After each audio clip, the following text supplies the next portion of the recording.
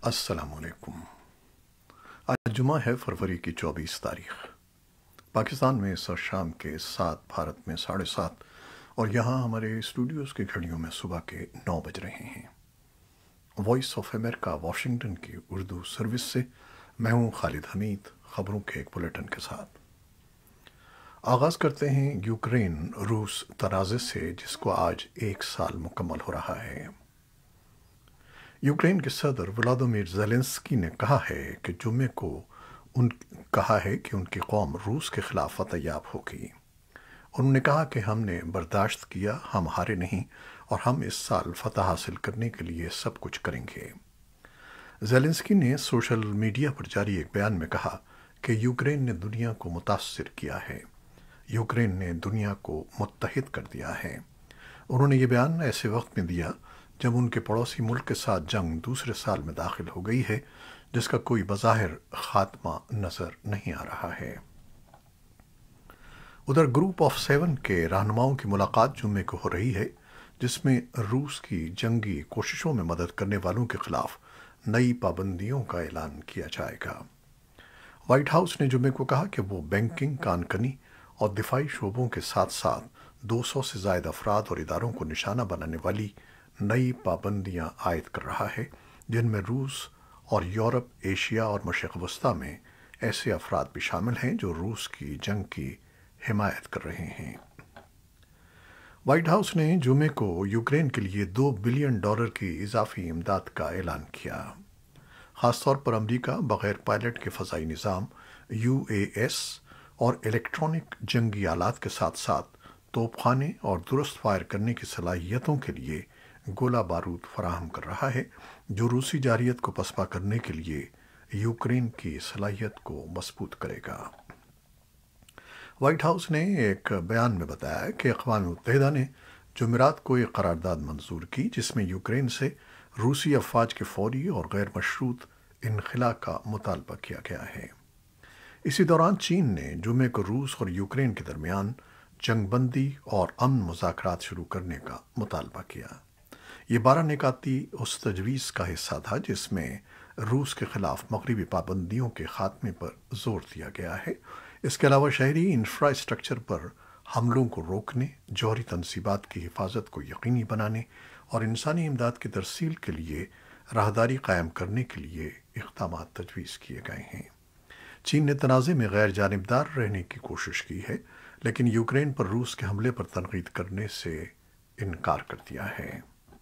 ये सिफारती इक़दाम ऐसे वक्त में किए जा रहे हैं जब मशरक़ी यूक्रेन में लड़ाई जारी है। यूक्रेन ने जुमेरात को कहा कि उसने मशरक़ी और जनूबी यूक्रेन में लड़ाई की फ्रंट लाइन पर रूसी पेशकदमी की कोशिशों को पसपा कर दिया है, जिससे मॉस्को के यूक्रेन पर हमले की पहली बरसी से एक दिन कबल जंग बेनतीजा साबित हो गई है। रूस यूक्रेन के तकरीबन 5वें हिस्से पर काबिज़ है। ये रकबा उससे कहीं कम है जिसकी पेशगोई 1 साल कबल यूक्रेन के मशरक़ी हिस्से में रूसी टैंकों के दाखिल होते वक्त फ़ौजी तजियाकारों ने की थी। ताज़ा तरीन लड़ाई में मॉस्को की अफवाज ने पेशकदमी करते हुए बाखमूत को घेरे में लेने की कोशिश की। यूक्रेन के फ़ौजी तर्जुमान ब्रिगेडियर जनरल ओलेक्सी ग्रोमोफ ने कहा कि मॉस्को अपनी अफरादी क़ुव्वत को कीव की अफवाज को थकाने और कमज़ोर करने के लिए इस्तेमाल करने की कोशिश कर रहा है। उन्होंने कहा कि दुश्मन बड़े पैमाने पर नुकसानात उठाने के बावजूद बाखमूत को मुहासरे में लेने की कोशिशें तर्क नहीं कर रहा।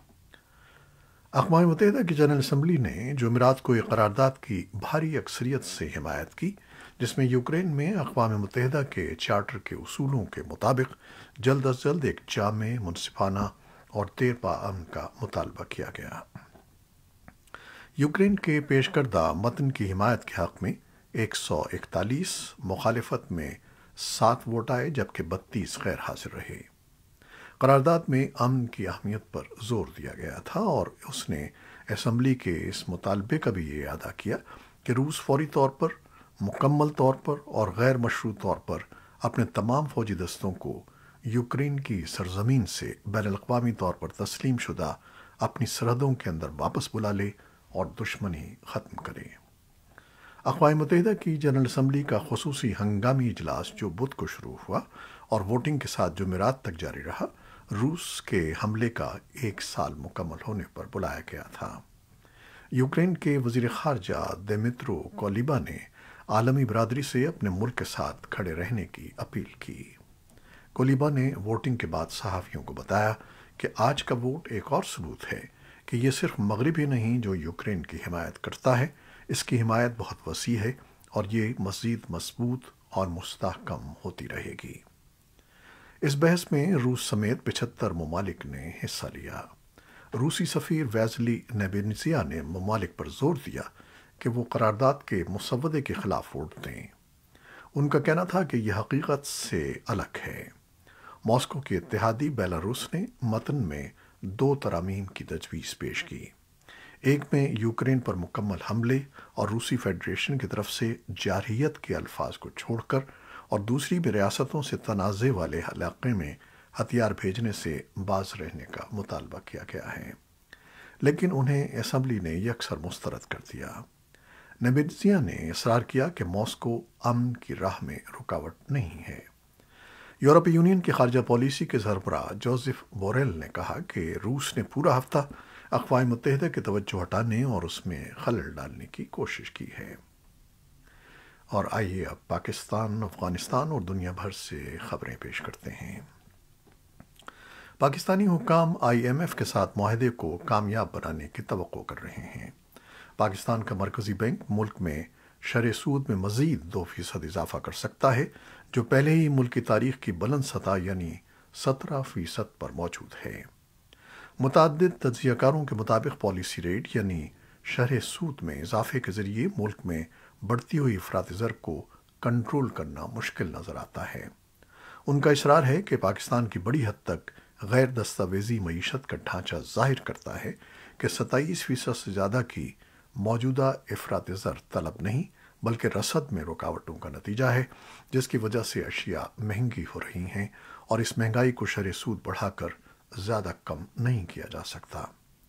دوسری جانب اسٹاک مارکیٹ میں دوسرے روز بھی مندی کا رجحان نظر آیا اور کاروباری ہفتے کے آخری روز بھی مارکیٹ میں 130 پوائنٹس کی کمی دیکھی گئی، کیونکہ سرمایہ کار اس بات سے واقف ہیں کہ اسٹیٹ بینک IMF کے ساتھ معاہدے کو حتمی شکل دینے سے پہلے 1 یا 2 دن میں پالیسی ریٹ میں بڑا اضافہ کر سکتا ہے۔ پنجاب اور خیبر پختونخوا میں انتخابات سے متعلق سپریم کورٹ کے از خود نوٹس کی سماعت کے دوران مسلم لیگ نون، جمعیت علماء اسلام فے اور پاکستان بار کونسل نے بینچ میں شامل 2 ججز پر اعتراض اٹھا دیے ہیں۔ عدالت میں پیش کردہ درخواست میں تینوں جماعتوں کا کہنا ہے کہ انتخابات کے معاملے پر جسٹس اعجاز الحسن اور جسٹس مظاہر علی اکبر نقوی کی رائے پہلے ہی سامنے آ گئی ہے۔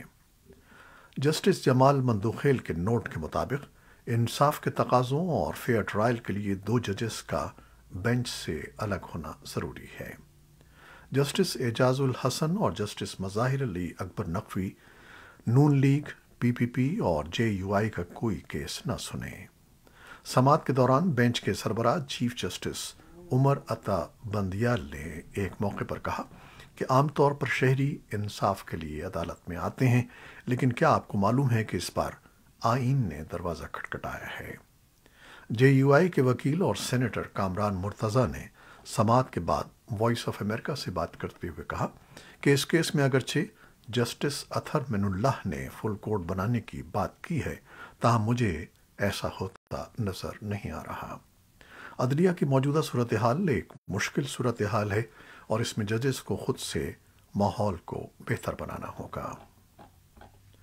افغانستان کے ساتھ مصروف ترین سرحدی گزرگاہ تورخم کو پاکستانی حکام نے لگ بھگ 6 روز کی بندش کے بعد پیدل آنے جانے والوں کے لیے جمعے کی سپہر کھولنے کا اعلان کر دیا، تاہم دو طرفہ تجارت اور دیگر معاشی سرگرمیوں کے لیے سرحدی گزرگاہ بدستور بند ہے۔ تورخم میں سرکاری عہدیداروں نے بتایا ہے کہ سرحدی گزرگاہ پاکستان میں پھنسے ہوئے یا واپس جانے والے افغان باشندوں اور افغانستان میں رکے ہوئے یا افغانستان سے پاکستان واپس آنے والوں کے لیے کھول دیا گیا ہے۔ اس فیصلے کے تحت نہ تو کسی پاکستانی باشندے کو افغانستان اور نہ کسی پاکستانی باشندوں کو طورخم کے راستے افغانستان داخل ہونے کی اجازت ہوگی۔ افغانستان میں برسر اقتدار طالبان عہدیداروں نے اتوار کے روز پاکستانی سیکیورٹی اہلکاروں کی افغان باشندوں کے ساتھ نفرت آمیز رویوں کے الزام لگا کر سرحدی گزرگاہ کو ہر قسم کی آمد و رفت اور دوطرفہ تجارت کے لیے بند کر دیا تھا۔ بدھ کے روز پاکستان کے وزیر دفاع خواجہ آصف کی سربراہی میں ایک اعلیٰ سطحی وفد کے دورہ کابل اور رہنماؤں کے ساتھ مذاکرات کے بعد افغان حکام نے طورخم کو جمعرات کے صبح کھولنے کا اعلان کیا تھا، مگر پاکستانی حکام اعلانات کے باوجود ایسا نہ کر سکے۔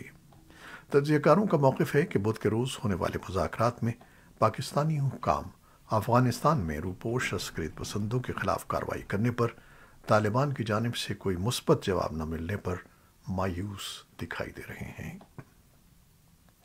طالبان حکومت کی وزارت صنعت و تجارت کے ایک عہدیدار کا کہنا ہے کہ روس، ایران اور پاکستان کے تاجروں کے کنسورشیم کے ساتھ ایک معاہدے پر دستخط کیے جائیں گے جو $1 بلین کی ابتدائی سرمایہ کاری سے بنیادی ڈھانچے کے 4 منصوبوں کی تعمیر سے متعلق ہوں گے۔ وزارت کے ترجمان نے وائس آف امریکہ کو بتایا کہ 14 افغان سرمایہ کاروں کا ایک گروپ بھی ان 3 ممالک کے تاجروں میں شامل ہے۔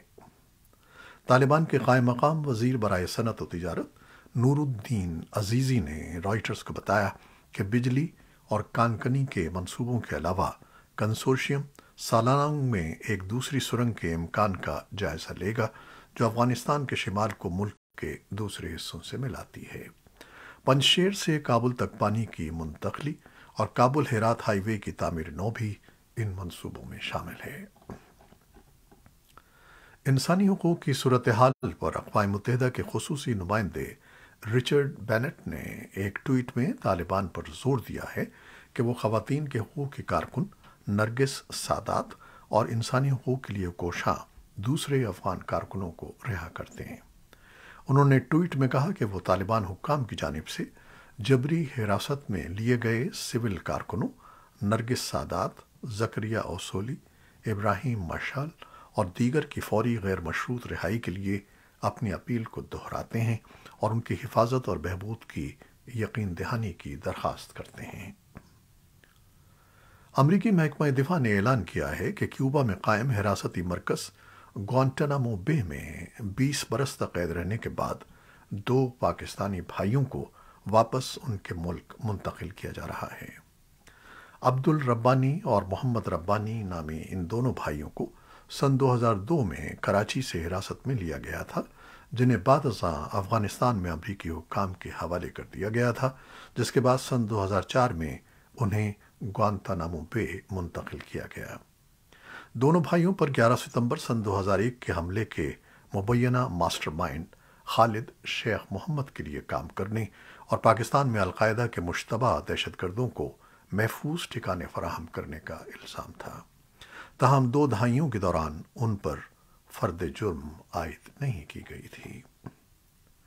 ایران نے اپنے سویلین جوہری پروگرام کے تحت یورینیم کی 84% خالص افزودگی کی رپورٹس کو مسترد کر دیا ہے۔ ایرانی سویلین جوہری پروگرام کے ترجمان بہروز کمال وندی کا کہنا ہے کہ ایران صرف 60% خالص یورینیم تیار کرنے کی صلاحیت رکھتا ہے۔ حال ہی میں نشریاتی ادارے بلومسبرگ نے جوہری انسپیکٹرز کے حوالے سے اپنی ایک رپورٹ میں کہا تھا کہ ایران 84% خالص یورینیم افزودہ کرنے کی صلاحیت پیدا کر چکا ہے۔ جوہری توانائی کی عالمی ایجنسی IAEA نے اس رپورٹ کی تردید نہیں کی تھی۔ ایران نے یورینیم افزودگی سے متعلق اس رپورٹ کو ایک سازش قرار دیا ہے۔ ترکی کی فورسز نے دعویٰ کیا ہے کہ شمالی شام میں ایک آپریشن کے دوران استنبول کے استقلال ایونیو دھماکے کا ماسٹر مائنڈ مارا گیا ہے۔ ترکی کے سرکاری میڈیا کے مطابق انٹیلیجنس اہلکاروں نے شمالی شام کے شہر قامشلی میں ایک آپریشن کیا۔ اس دوران مبینہ ماسٹر مائنڈ حلیل مینسی ہلاک ہو گیا۔ گزشتہ برس 13 نومبر کو استنبول کے مشہور سیاحتی مقام استقلال ایونیو پر ایک بم دھماکے میں 2 بچوں سمیت 6 افراد ہلاک ہو گئے تھے۔ واقعے میں 80 افراد زخمی بھی ہوئے تھے۔ ترکی کے حکام نے اس حملے کا الزام کلعدم ترکستان ورکرز پارٹی سمیت شامی کردش گروہوں پر عائد کیا تھا، تاہم کردش عسکریت پسندوں نے اس کی تردید کی تھی۔ روس نے 3 خلا نوردوں کی عالمی اسپیس اسٹیشن سے بحفاظت واپسی کے لیے اسپیس کرافٹ روانہ کر دیا ہے۔ ان خلا نوردوں میں 2 روسیوں کے ساتھ امریکی خلائی ادارے ناسا کے ایک آسٹروناٹ بھی شامل ہیں۔ گزشتہ برس دسمبر میں ان خلا نوردوں کے اسپیس کرافٹ سے چھوٹے چھوٹے شہابیے ٹکرا گئے تھے، جس کی وجہ سے اس میں تکنیکی خرابی پیدا ہو گئی تھی۔ اس خرابی کے بعد یہ اسپیس کرافٹ عالمی خلائی اسٹیشن پر پارک کر دیا گیا تھا۔ جمعے کو روس نے ان خلا نوردوں کو واپس لانے کے لیے قازقستان سے خالی اسپیس ایئر کرافٹ خلا میں روانہ کیا، جو اتوار تک عالمی خلائی اسٹیشن تک پہنچ جائے گا۔ یہ تھیں وہ خبریں جو فیس بک لائیو پر ہم نے آپ کے لیے پیش کی۔ ہماری ویب سائٹ، یوٹیوب اور پوڈ کاسٹ پر یہ بلیٹن آپ کے لیے پوسٹ کر دیا جاتا ہے۔ آپ ہمارے بلیٹن کو شیئر کرتے ہیں اور اپنے کمنٹس میں اپنی محبتوں کا اظہار کرتے ہیں، جس کے لیے ہم آپ کے بہت ممنون ہیں۔ اپنی ان کاوشوں کو جاری رکھیے گا۔ نیوز ایڈیٹر بہجت جیلانی کے ساتھ خالد حمید کو اب اجازت دیجیے گا۔ اللہ حافظ۔